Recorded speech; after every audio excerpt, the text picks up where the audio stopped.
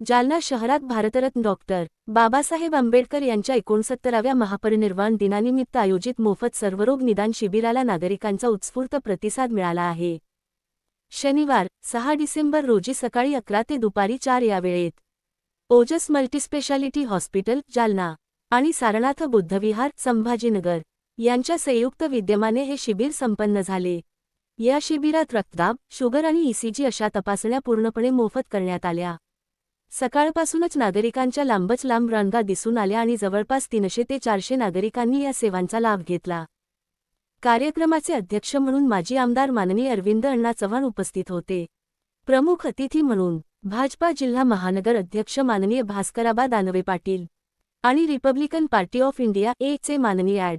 ब्रह्मानंद चव्हाण यांनी मार्गदर्शन केले। तसेच युवा नेते अभिमन्यू खोतकर, विष्णू पाचफुले, शेख महमूद, अनवर मिर्झा, शाह आलम खान, अण्णा चितेकर, प्रभाकर घेवंदे, शकुंतला कदम, शीतल बरोटे, नागरगोजेताई, शोभाताई जोगदंड, शेख नजीरभाई शहरातील नामांकित तज्ज्ञ डॉक्टरांची मोठी टीम या शिबिरासाठी कार्यरत होती।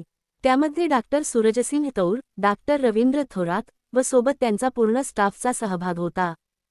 हा उपक्रम यशस्वी करण्यासाठी आयोजक सतीश वाहुळे, आर. बोडवणे, सत्तार पटेल, अनिल वानखेडे, ॲड.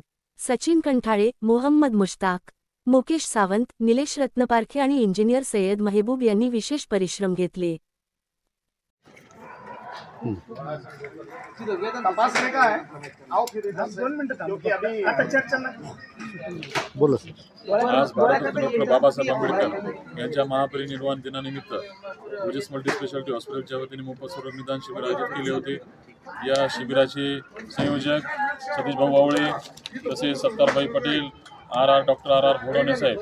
तरी आजच्या शिबिरामध्ये चांगलं नियोजन करण्यात आले होते। त्यामुळे 300 ते 400 रुग्णांची तपासणी करण्यात आलेली आहे।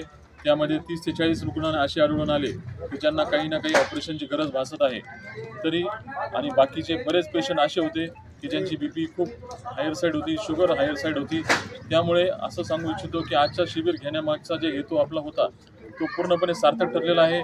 ज्या गरजू रुग्णांना आपण सेवा देऊ इच्छित होतो त्या रुग्णांपर्यंत आपण पोहोचू शकलो। तरी जे अजूनही काही रुग्ण बाकी असतील तपासणीसाठी तर त्यांनी तपासणीसाठी लवकरात लवकर यावे। धन्यवाद। ईसीजीची 50 ते 60 ईसीजी तपासणी करण्यात आलेली आहेत। शुगर प्रत्येक पेशंटची शुगर तपासणी, बीपीची तपासणी करण्यात आलेली आहे। धन्यवाद।